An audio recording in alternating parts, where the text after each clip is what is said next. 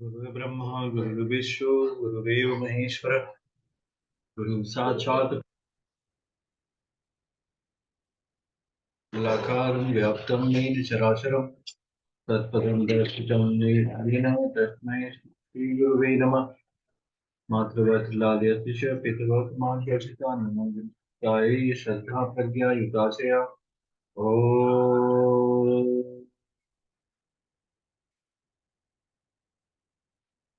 श्री गुरुवे नमः। हिना जी नहीं है आप?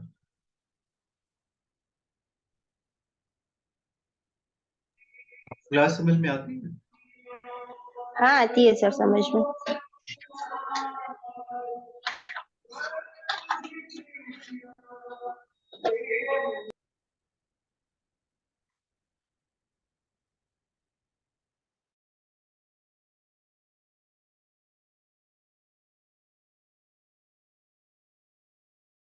अपना वीडियो बंद कर लीजिए।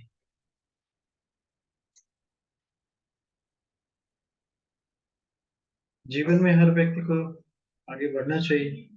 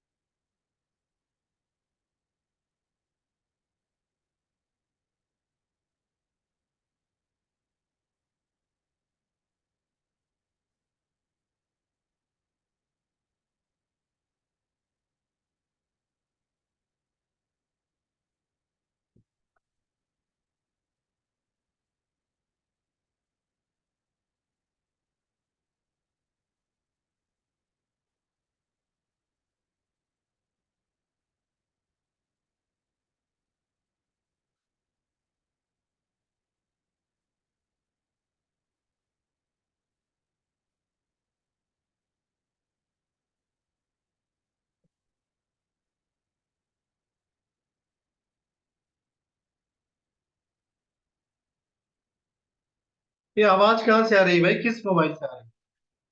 तू ले क्यों नहीं लेती मोबाइल?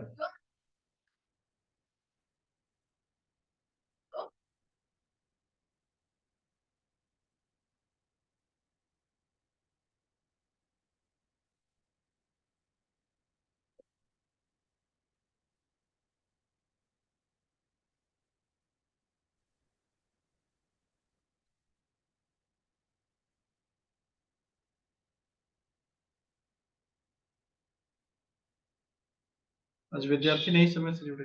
सोनाली जी आवाज आ रही है आपको?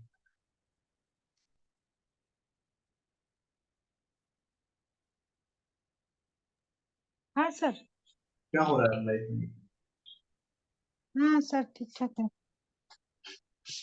पढ़ाई कर रही है आप कैसे?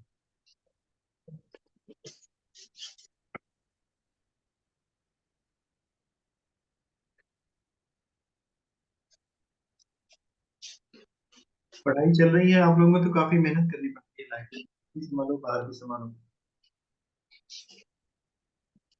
उसके बाद पढ़ाई भी करनी है। एक एक करके स्टूडेंट जुड़ रहे हैं। रूपा जी भी देखिए कनेक्ट।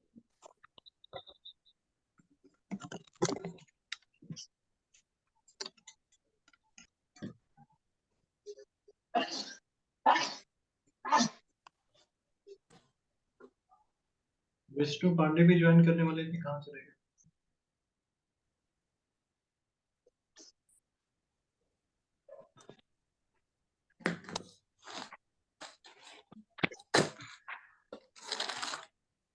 आपको जो पढ़ाया जा रहा है समझ में आया?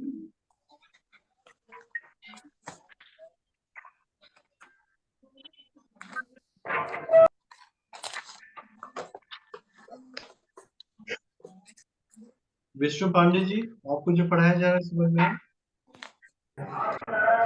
सर कल वाला थोड़ा सा समझ में नहीं आया सर, और वीडियो भी नहीं मिला ना, तो हम उसको प्रीपन कर रहे हैं। यूट्यूब पे चले जाइए, मिल जाएगा आपको।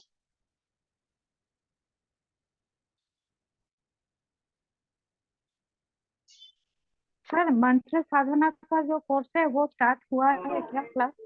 नहीं, अभी स्टार्ट नहीं हुआ, 2 दिन वेट करना पड़ेगा, 2 दिन बाद इसका स्टार्ट करते हैं। Okay sir, okay sir. इस ग्रुप में कुछ कम लोग जुड़े हैं, 2 दिन। हाँ हाँ, भी सर, इस ग्रुप में कुछ कम लोग हैं, थोड़ा और लोग ज्वाइन कर लेंगे तब स्टार्ट करेंगे।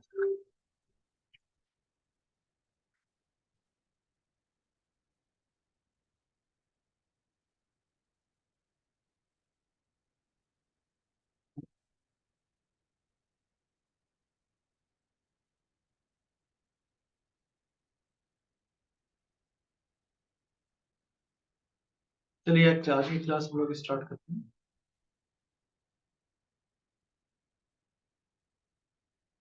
एक चीज का शॉर्ट रिवीजन करेंगे हम लोग, फिर क्लास की तरफ आगे बढ़ेंगे। शॉर्ट रिवीजन में जो भाव होते हैं उसको हम लोग समझेंगे। जो हमारे कुंडली के भाव होते हैं ना, इसको समझना बहुत आवश्यक है। एक कुंडली बनाइए आप लोग। हम्म किसमें? क्यों कॉल नहीं कॉल तो आती है? पेशेंस रखना पड़ेगा। हनुमान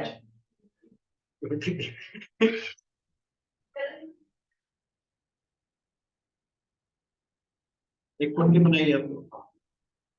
डेली ना कुंडली बनाने का अभ्यास किया। ले लीजिए, बहुत सारा खा सब खा लिया। ले लीजिए और ले लीजिए, कोई इशू नहीं। दे नहीं रहे हैं ना, अभी चेक करके नहीं होती क्लास। क्या हो गया? क्लास चल रही है, चल रही है। तो मेरी आवाज अब ऑनलाइन हो जाएगी इस पे। क्या? दूसरा ले लीजिए। नहीं तो पहले कुंडली बनाइए।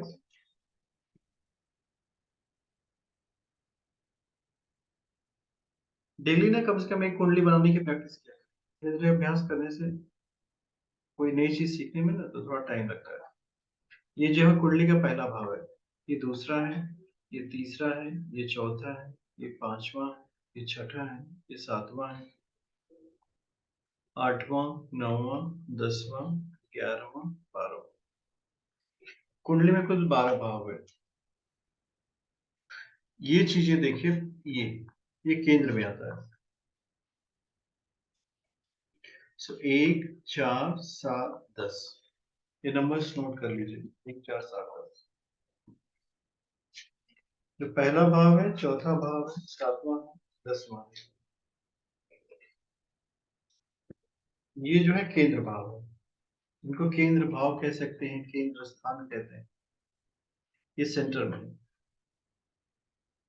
कहीं कहीं इसको विश्व भाव भी कहा जाता है। पहला व्यक्ति का शरीर है, ये व्यक्ति का घर है, ये व्यक्ति की पत्नी है, ये व्यक्ति का कर्म है। तो हमारा जीवन कभी कहीं ना कहीं इन्हीं के चारों तरफ घूमता है, देखिएगा। पत्नी की जगह पार्टनर भी आप समझ सकते हैं। दूसरा, पांचवा, आठवां और 11वां, इसको पड़फर कहते हैं।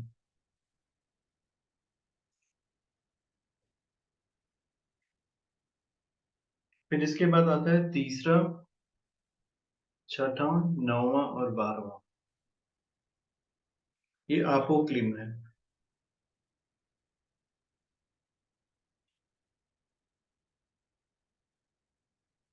पांचवा और नौवां को त्रिकोण स्थान कहते हैं। ये जो पंचम भाव है, ये वाला, और ये नवम भाव, ये त्रिकोण काफी इंपॉर्टेंट प्लेसेस को कहा जाता है, क्योंकि पंचम में प्रेम होता है, शिक्षा होती है और संतान होती है, और नवम में व्यक्ति का भाग्य होता है, धर्म होता है।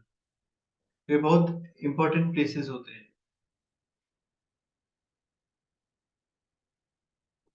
इसके बाद 6, 8, 12 को त्रिक स्थान कहते हैं। 6, 8, 12 ये त्रिक स्थान है।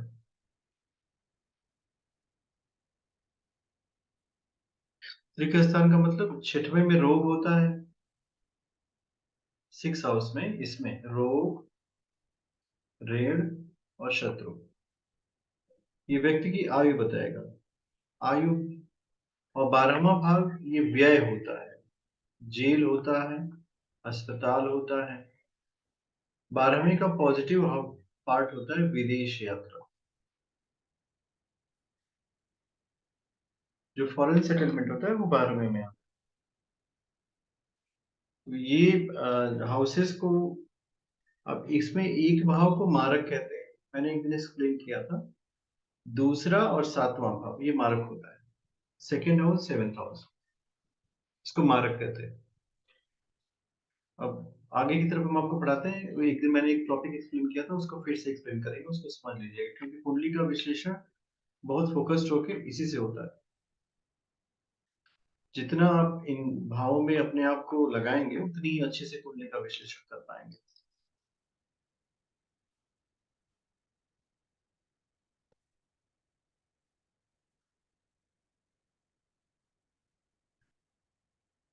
तो चार्ट हम खोलते हैं, फिर आपको बताते हैं।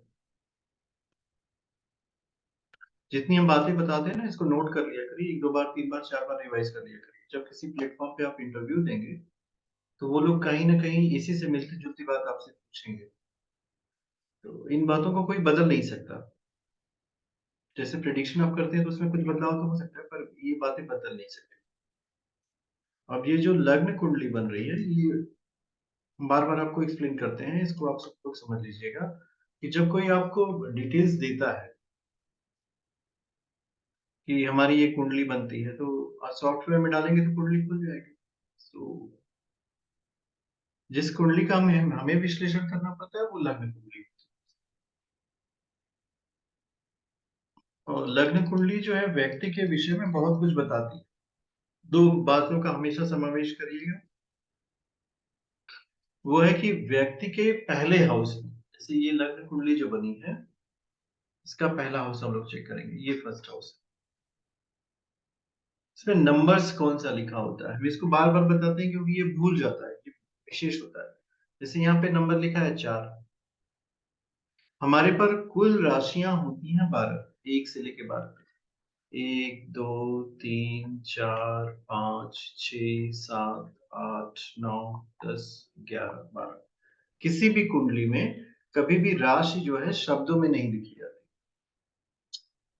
जो राशि लिखी होगी वो अंकों में लिखी होती है, न्यूमरोलॉजी में जाती है। जो पहली राशि होती है वो मेष राशि होती है।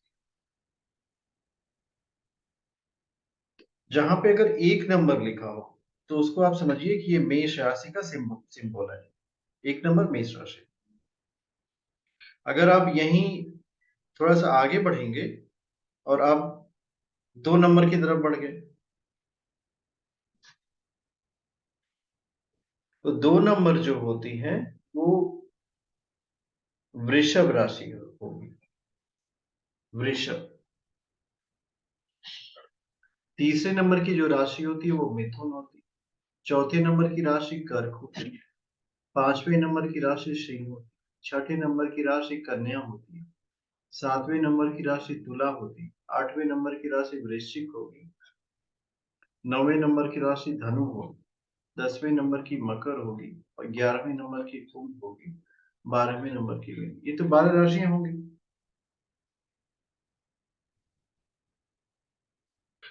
अब ये 12 राशियों को एक अच्छे ज्योतिषी को नंबर के साथ एसोसिएटेड करना आना चाहिए। कहीं पे एक नंबर लिखा है तो आप सोचने बैठ जाओ कि मेष राशि है कि नहीं, तो एक चार्ट पे लिख करके अपने पास हमेशा रखिए।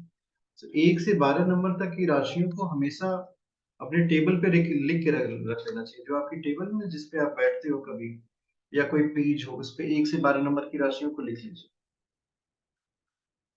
और जब आप 1 से 12 नंबर की राशियों को लिख लेंगे तो उसका प्रयोग क्या है? उसका प्रयोग है कि जब जैसे ही चार्ट खोलते हैं तो जो पहले हाउस में राशि आती है, पहले हाउस में देखिए इसमें जो राशि है वो 4 नंबर लिखा हुआ, तो ये कर्क हो गई, ये कर्क लग्न है। और फिर चंद्रमा की पोजीशन को चेक करें, चंद्रमा का,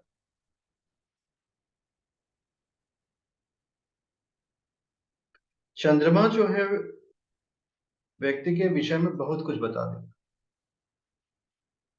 चंद्रमा की पोजीशन है यहाँ पे 2 नंबर पे। 2 नंबर वाली राशि कौन सी है? वृषभ।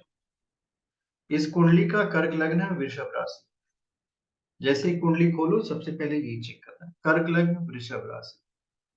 और जिस विषय से मैंने आज शुरुआत की थी, देखिए मैंने आपको बताया ना, दूसरे भाव और 7वें भाव का स्वामी मारक होता है।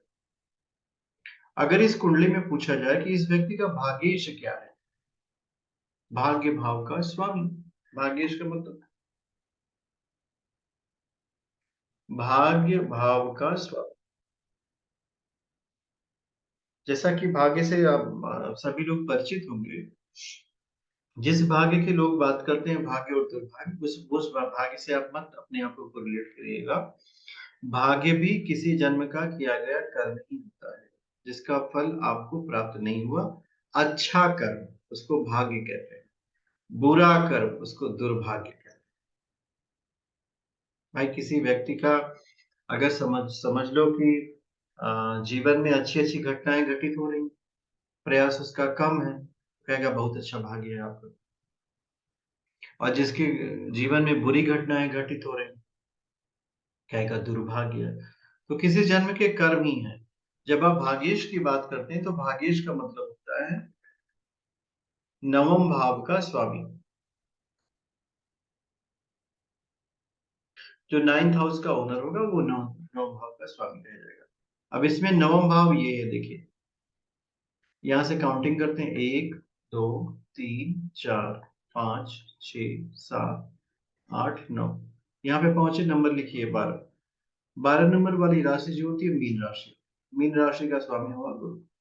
इस व्यक्ति का भाग्य भाव का स्वामी जो है गुरु है, भाग्येश गुरु है। ये इसका कंक्लूजन। इस कुंडली का भाग्येश क्या है? गुरु।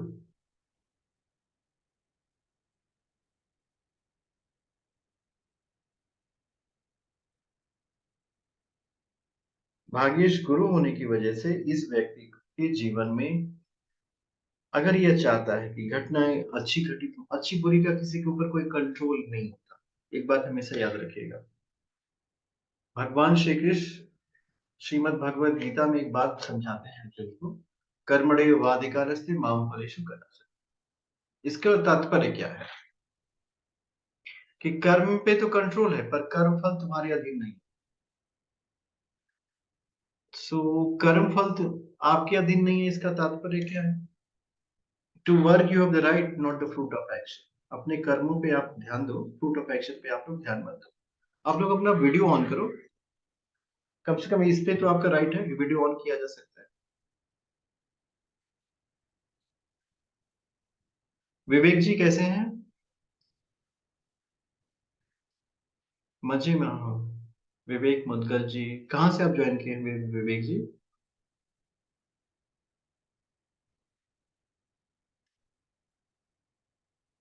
आपकी आवाज नहीं आ रही है, अनम्यूट करिए फिर आप बोलिए।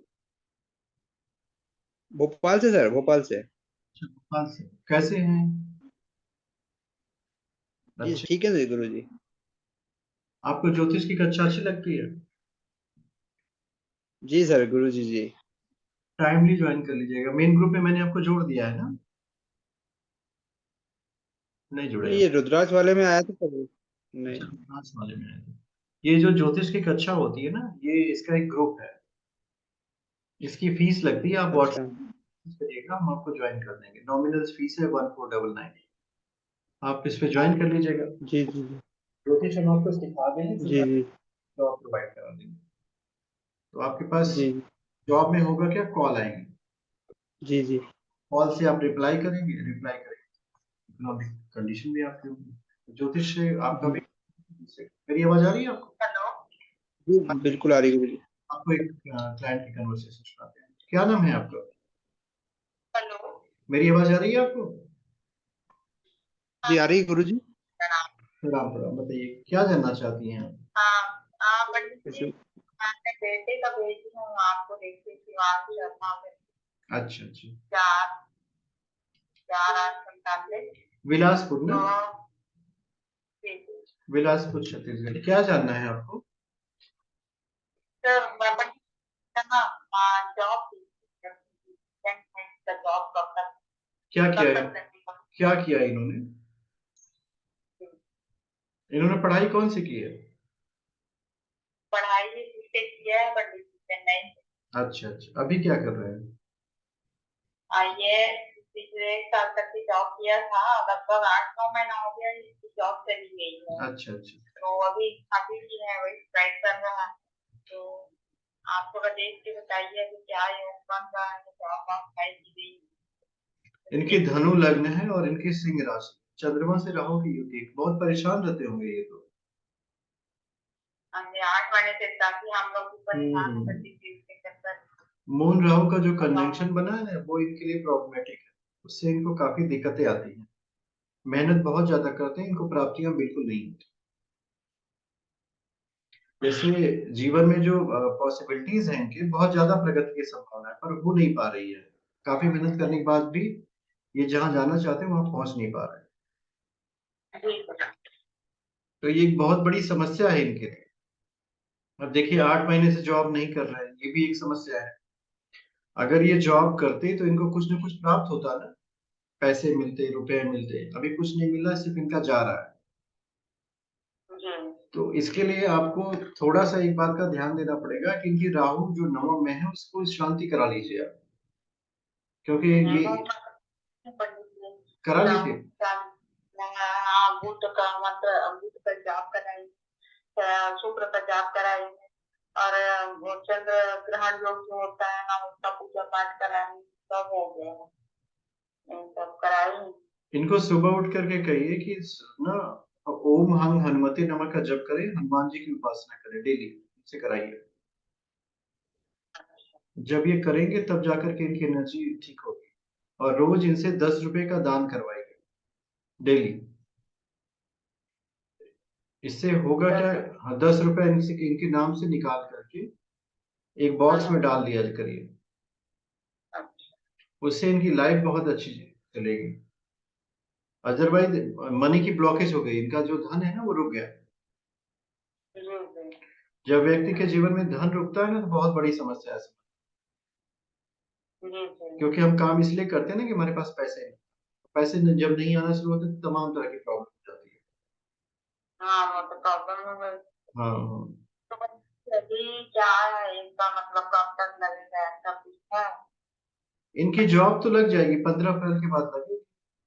लेकिन जो मैंने उपाय बताया आप उसको करिए इनके लिए। जब वो आप उपाय करेंगे ना, तब जाकर के इनकी लाइफ अच्छी होगी। अब वो मंदिर जाता है जरूर, जो मंदिर जाता है रोज चलता आके आता है पूजा करके। तो हनुमान मंदिर भी जाता है हर शनिवार और मंगलवार। अच्छा अच्छा। और लक्ष्मी नारायण मंदिर भी जाता है हर बुधवार को। वहाँ दान तो बहुत करता है पंडित जी को। इनका D9 चार्ट में भाग्येश जो है ना, शनि हो गया है, इसलिए इस वजह से बिना हनुमान जी की उपासना से इनका भाग्य की वृद्धि नहीं होगी। हनुमान जी की उपासना कराइए इनका। क्योंकि शनि महाराज ने इनकी चीजों के जीवन में बहुत स्लो कर दी। और शादी भी को लेकर भी आप काफी परेशान हैं इनको लेकर, मुझे लग रहा है, क्योंकि शुक्र राहु चंद्रमा राहु इसमें रिलेशनशिप भी काफी अफेक्टेड हो रहा है।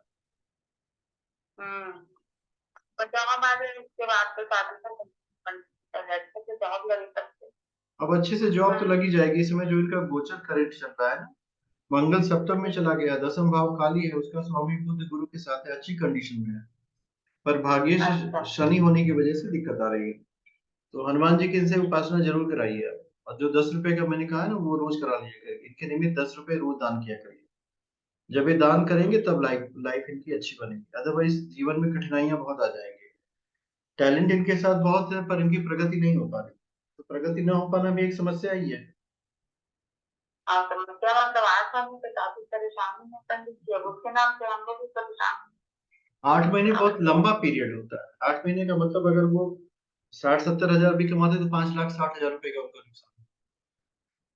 वो 8 लाख 10 लाख के पैकेज में काम करते हैं। हाँ 10 लाख बताइए, 90,000 रुपए पर महीने का तो, और अभी कुछ नहीं आ रहा।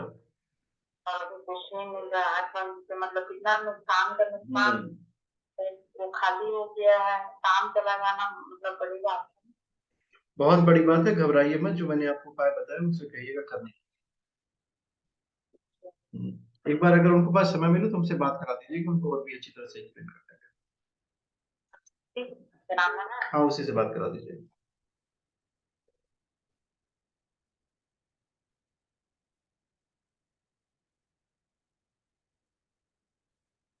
हरिओम सर, क्या नाम है आपका? हाँ जी अजय जी, हरिओम। मैं डॉक्टर नपेशन बोल रहा हूँ जी, मैं गवर्नमेंट डॉक्टर हूँ। अच्छा अच्छा। हाँ जी, मैं स्किन स्पेशलिस्ट हूँ। तो मेरी जन्म तिथि है जी 15 जून 1972। 15 जून 1972। हाँ जी। टाइम बताइए। सुबह 4:05।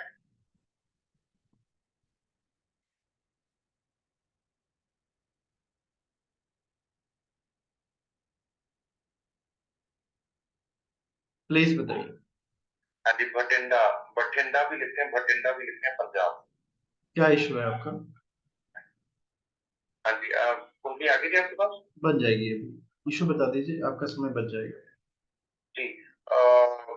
इशू है आचार्य जी के, मेरे पे ना एक, मैं स्किन स्पेशलिस्ट हूँ, गवर्नमेंट डॉक्टर हूँ।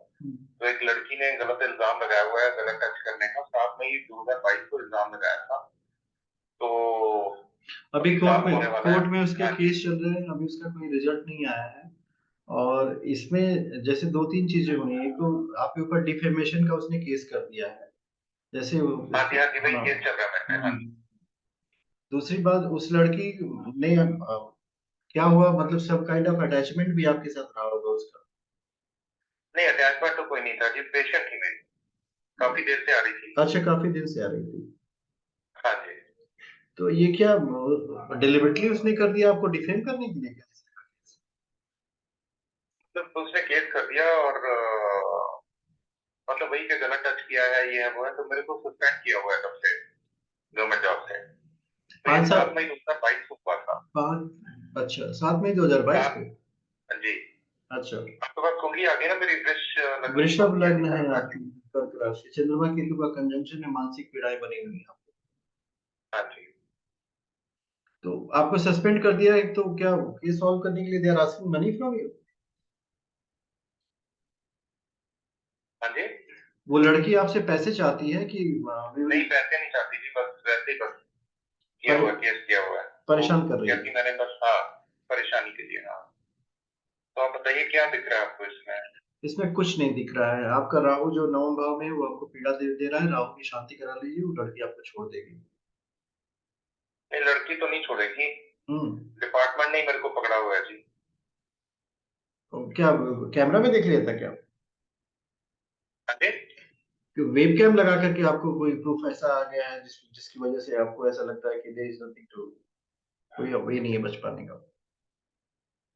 नहीं नहीं, मैं तो वही कह रहा था ना कि वो हियरिंग वगैरह चल रही हैं। हियरिंग तो कोर्ट में चलती होगी ना? हाँ जी कोर्ट में चल रही है, तो मतलब ये मेरे चांसेस हैं इसमें निकलने के, क्या होगा इसमें? मैं तो इसमें कुछ भी नहीं होगा। आपके पास कोई वो उसके पास कौन सा प्रूफ है कि उसने गलत आपने गलत किया? सिर्फ उसका वर्ड है ना, कुछ और भी है? नहीं नहीं, बस इतना ही है कि उसने एक इल्जाम लगाया हुआ है और मतलब हियरिंग पे हियरिंग कर रहा है, डिपार्टमेंट कर रहा है बेसिकली। अच्छा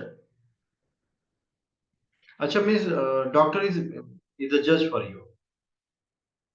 हाँ जी। क्या इनसाइड की जो इंक्वायरी होती है वो चल रही है यहाँ पे? हाँ जी, इनसाइड इंक्वायरी चल रही है, डिपार्टमेंटल इंक्वायरी चल रही ये ना 9 मई 2023 के बाद आपका जी छोड़ देगी। है। ये तो नहीं छोड़ेगी, मतलब डिपार्टमेंट छोड़ देगा मेरे को बिल्कुल और छोड़ मेरी देगी। नौकरी मेरे को मिल जाएगी। नौकरी भी मिल जाएगी 9 मई 2023 के बाद। 9 मई 2023 के बाद। ठीक है जी, ठीक है आचार्य जी, ये मैक्सिमम कब तक मिल सकता है? इसमें कुछ है नहीं, मुझे समझ में नहीं आ रहा कि आप इस तरह कैसे हिंड्रेंस में आ गए।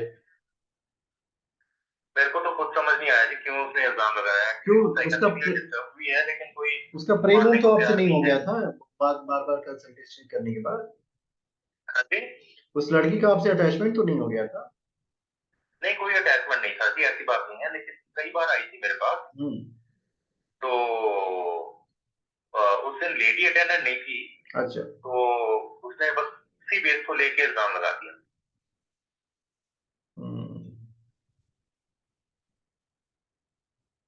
आप परेशान मत होइए, आप इससे निकल जाएंगे।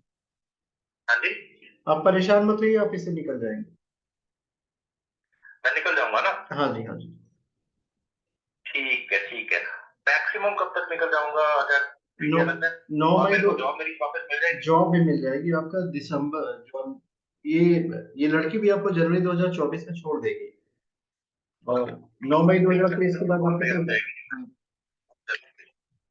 कोई विषय नहीं परेशान। देखो ये जीवन है, इसमें बहुत सारी चीजें घटित होती रहती हैं। आपकी आवाज नहीं आ रही। अब आ रही है?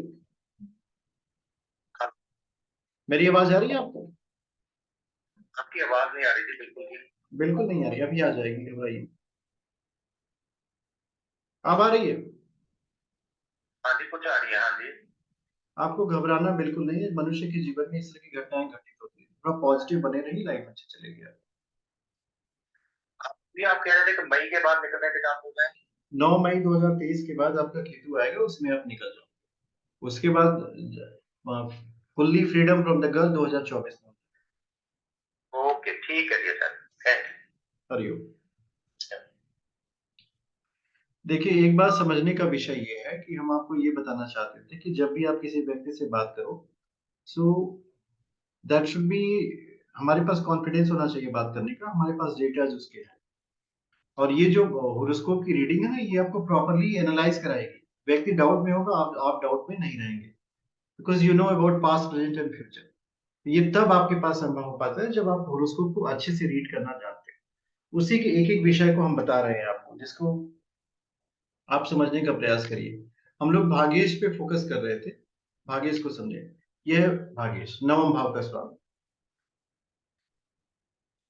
अब किसी व्यक्ति की लाइफ को बहुत अच्छा कराना हो तो नवम भाव के स्वामी को ढूंढिए और उसी की तरफ उसके जीवन को फोकस करिए। जैसे इस कुंडली में नवम भाव का स्वामी है गुरु। अब उस व्यक्ति के जीवन को गुरु की तरफ फोकस कर दीजिए आप। कोई भी व्यक्ति आपके पास किस लिए आता है? वो आता है इसलिए कि वो उसका जीवन बेहतर हो जाए। तो जब आप उसके जीवन को गुरु की तरफ फोकस करोगे तो लाइफ बहुत अच्छी चलेगी। क्यों? क्योंकि गुरु भाग्य का स्वामी है। तो जब गुरु भाग्य का स्वामी है तो उसकी लाइफ में अगर कुछ अच्छा, देखिए, गुरु दुर्भाग्य का स्वामी नहीं है। These are two different word, इसको आप समझने का प्रयास करिएगा। भाग्य के स्वामी और दुर्भाग्य के स्वामी में अंतर होता है। भाग्य के स्वामी की वृद्धि करेंगे तो उसके जीवन में अच्छे कर्मों के परिणाम आएंगे। ये फिल्टर की तरह काम करते हैं, बिल्कुल ऐसे समझ लीजिए। और दुर्भाग्य का स्वामी इस व्यक्ति का क्या है? शनि है, अष्टम का स्वामी। अब शुक्र को भी ढूंढ लीजिए, अगर ये पुरुष की कुंडली है तो शुक्र को ढूंढिए। अभी छोड़िए शुक्र को, पहले अष्टम का स्वामी शनि और नवम का स्वामी गुरु।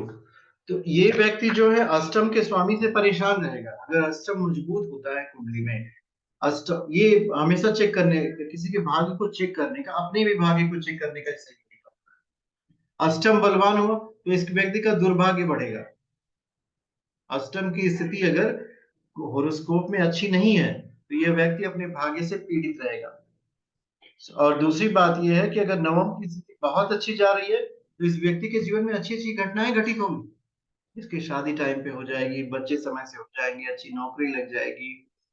ये देखिए, ये विधि जी की कुंडली, इनके हस्बैंड इनको प्रेम करेंगे। तो ये काफी चीजें जैसे होती है ना भाग्य और दुर्भाग्य को देखिए। तो चार्ट में देखिए रोज रोज हम एक एक विषय पढ़ाते हैं आपको। अब उन एक एक विषयों को क्यों पढ़ाना है, इसके पीछे का रीजन होता है कि जब हमारे पास कोई कुंडली आती है ना तो हमारे दिमाग में समझ में नहीं आता हम क्या खोले, क्या समझने का प्रयास करें। एक तो व्यक्ति समस्या लेके आता है, उसकी कुंडली खोलनी है, और एक व्यक्ति बिना समस्या के आता है, और एक व्यक्ति हम स्वयं है। तो अपनी कुंडली खोल करके नवम भाव के स्वामी को सर्च करिए क्या है और उसकी पावर को बढ़ाइए। और दूसरे की कुंडली जब भी खोलते हैं तो भी नवमेश को ही पावर देते हैं। ये जो विद्यार्थी मिल जाए तब किसको पावर दें? विद्यार्थी मिल जाए तो पंचम भाव के स्वामी को पावर दीजिए, क्योंकि वो इसकी एजुकेशन का कारक होता है ना। लग्न पंचम और नवम, 1 5 9 ये बहुत महत्वपूर्ण होते हैं। लग्न आप खुद हैं, जैसे जो दिख रहा है शरीर ये लग्न है। जो आप महसूस कर रहे हैं, प्रेम महसूस करते हैं, ये पंचम है। और जो आपके जीवन में बाहर से आएगा वो नवम हो जाता है, भाग्यवान। इसीलिए 1 5 9 को हमेशा मजबूत करने का प्रयास करते हैं। भाई हमारा शरीर स्वस्थ रहे, हमें प्रेम प्राप्त हो, हम प्रेम की अनुभूति कर सके और हमारा भाग्य अच्छा हो। तो ये चीजें जब आप करेंगे ना तो आपकी लाइफ में बहुत आनंद आएगा। और नहीं करेंगे तब क्या होगा? नहीं करेंगे तो अगर लग्न भी परेशान हो गया तो डॉक्टर के पास हॉस्पिटल में एडमिट होना पड़ेगा। पंचम परेशान हो गया प्रेम में तो साइकोलॉजिस्ट के पास जाना पड़ेगा, ज्योतिषी के पास जाना पड़ेगा कि he was liking me, now he is not liking me, she was liking me, now she has left me. अब भाग्य नवम अगर परेशान हो गया तो पूरी कुंडली परेशान। इसलिए फोकस लग्न पंचम और नवम के ऊपर करते हैं। तो इसका होता क्या है, देखिए जब भी कुंडली खोलें लग्न को देखें, राशि को देखें, लग्न और पंचम और नवम फोकस करें। अब उसके बाद की करंट सिचुएशन आती है। तो करंट सिचुएशन के लिए एक विषय है जिसको आपको बहुत समझना पड़ेगा। जैसे हमारे पास बहुत सारी कुंडलियां हैं, पर उस व्यक्ति के विषय में अगर हमें समझना हो कि अभी वह व्यक्ति किन समस्याओं से पीड़ित है। कभी कभी ना जीवन की पीड़ाएं कुछ और होती हैं और लोग बताते कुछ और। तो उस पीड़ा को जानने का सही तरीका क्या है? उस पीड़ा को जानने का सही तरीका आज का गोचर। आज का जो गोचर है वो हमें चेक करना है। आज की स्थिति में उस व्यक्ति की कुंडली में क्या हो रहा है, उसके प्लैनेट कहाँ बैठे हैं, इसको हमें चेक करना है। जब आप इसको चेक करेंगे तब जाकर के आपको कुछ प्राप्तियां होंगी। उसको कहते हैं करंट गोचर। गोचर का में क्या हो रहा है, कहाँ है कुंडली गोचर की। तो आज का गोचर जरूर चेक करना चाहिए। अब देखिए अगर मैंने आज का गोचर ये ओपन कर लिया, ये देखिए आज के गोचर में कल का गोचर किसी को पता है? शुक्र और चंद्रमा बहुत ही नजदीक तुला राशि में। एक बहुत सारी फोटो भी शेयर हुई, चंद्रमा के नीचे शुक्र। हाँ हाँ, बाइक बाइक। अच्छा अच्छा। कल बहुत सारे लोगों ने फोटो शेयर की थी। 5 मिनट का ब्रेक लेते हैं, आप लोग पानी पी लीजिए, फिर हम लोग क्लास आरंभ करेंगे। ओनली 5 मिनट ब्रेक, कोई जाएगा नहीं। वीडियो ऑफ करके आप लोग पानी पी जाओ।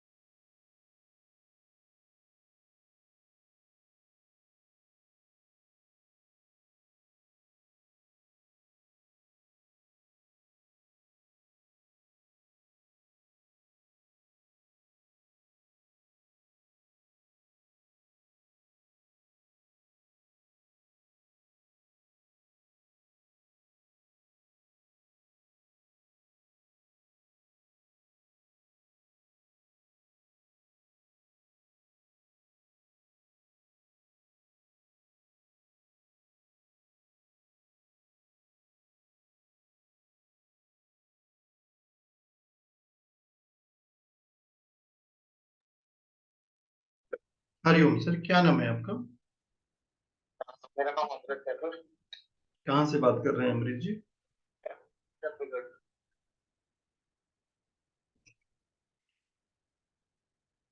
अपनी डेट ऑफ बर्थ बताइए।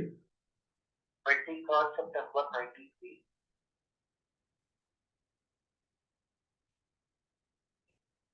टाइम बताइए। 4:44 AM।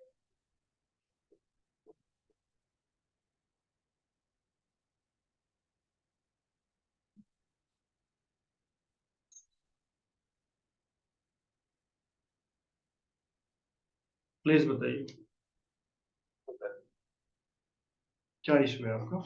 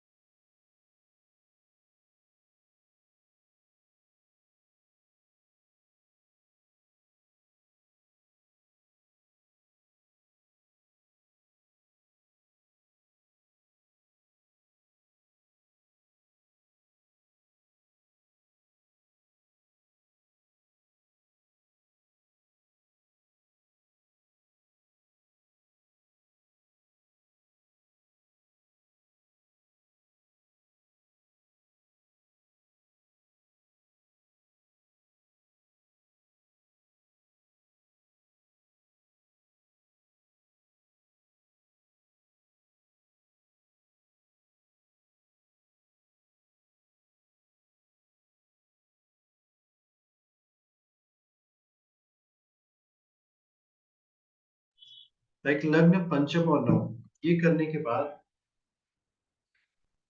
जो लग्न का स्वामी है, अब इसमें देखिए इस कुंडली में ये सारी चीजें बेसिक होती है जिसको आपको अपने दिमाग में रखना चाहिए। जिसका हम अंडर बेसिक, जैसे ये लग्न है, अब ये कर्क लग्न है। इस हम बात कर रहे थे लग्न की, तो नहीं, हम लोग जिस पॉइंट पे फोकस कर रहे थे वहां से डाइवर्ट कर गए। वो करंट गोचर था, जो गोचर की कुंडली है आपकी, उसको जानने का प्रयास करिए। जो करंट गोचर है वो आपको बहुत सारी चीजें इस व्यक्ति के विषय में बताएगा। जैसे ये जो आज का गोचर है, अब आज का गोचर का मतलब है कि आज के प्लैनेट की स्थिति उस व्यक्ति के होरोस्कोप में क्या हो रहा है उसके बारे में बताएगी। अब आज की जो स्थिति है वही इस व्यक्ति के विषय में बताएगी। तो लग्न कुंडली को न खोलने के बजाय आज का गोचर आप खोलिए। गोचर का मतलब होता है कि उस व्यक्ति की कुंडली में आज जो है ग्रहों की स्थिति कहाँ है, ये आज का प्रभाव है। आज जैसे अगर ये कुंडली कल हम खोलते तो ये चंद्रमा यहाँ की बजाय यहाँ होता, क्योंकि कल बहुत सारे लोगों ने आकाश में देखा था चंद्रमा ऐसे कर्म में और शुक्र नीचे था बैठा, तो वो दोनों एक ही राशि में थे। आज का गोचर जो है, शुक्र, चंद्रमा तो चला गया ऊपर, चंद्रमा 2.5 दिन एक राशि में रहता है। शुक्र का गोचर जो है, शुक्र और राहु, ये देखिए, try to focus on this aspect, ये 10th भाव है, 10th हाउस। 10th भाव व्यक्ति का कर्म भाव होता है, यही ना पढ़ा हम लोगों ने, ये व्यक्ति के कर्मों के विषय में बताया। तो 10th भाव में शुक्र और राहु की युति है, और शुक्र जो है व्यक्ति का प्रेम होता है, शुक्र जो है व्यक्ति का धन वैभव का सुख होता है। अब 10th भाव में युति होने से क्या होगा इस व्यक्ति के साथ, जब ये 10th हाउस में कंजंक्शन हुआ है, तो ये 10th हाउस का कंजंक्शन इस व्यक्ति को कहीं ना कहीं वर्क प्लेस में प्रेम में ये होगा। इसमें डाउट में मत रहिएगा कि there is no possibility, there is possibility. अगर करंट गोचर में शुक्र और राहु की युति बन रही है,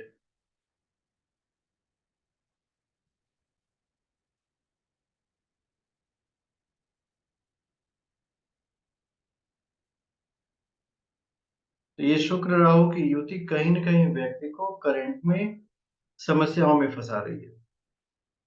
राहु जहाँ तक इसका है, ये व्यक्ति भ्रमित होगा। अब ये मंगल 12वें में चला गया। ये कुछ प्रिडिक्शन जो है, जैसे भाग्य भाव को आप देखिए, गुरु का गोचर जो है उसी के घर में है। ये बहुत अच्छी स्थिति बताती है, भाग्य बहुत अच्छा होगा, बुध आदित्य योग बन रहा है। तो ये सारी चीजें आपको गोचर कुंडली से पता चलेंगी। और गोचर कुंडली बहुत जरूरी है देखना, किसी भी व्यक्ति के विषय में अगर आप उसकी करंट सिचुएशन को जानना चाहते हैं तो ये गोचर कुंडली से पता चलती है।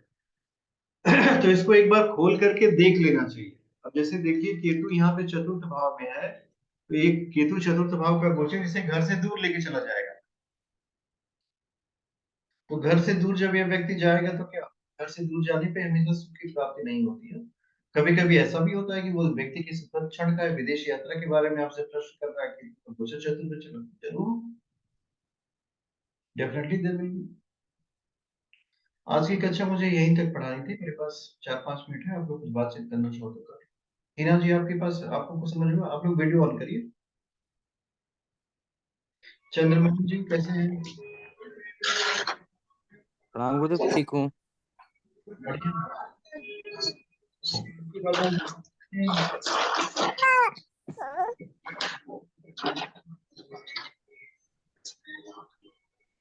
एक साथ आप लोग अनम्यूट मत करिए, एक करके कर लीजिए, नहीं करने के साथ कोई प्रेशर नहीं है।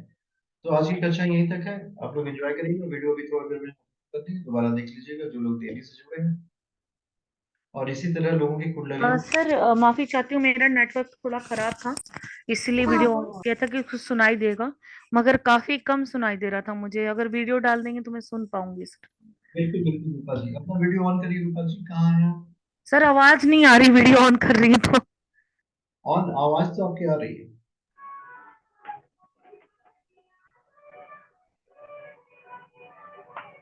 आशीष जी आप लोग अच्छे से आंखें बंद करके शांति के साथ फिर आज की कक्षा बंद करेंगे, वीडियो अपलोड कर देंगे। ओम देव शांति अंतरिक्ष ओम शांति पृथ्वी शांति गाप शांति औषधय शांति वनस्पतय शांति ब्रह्म शांति सर्वगम शांति। ओम शांति।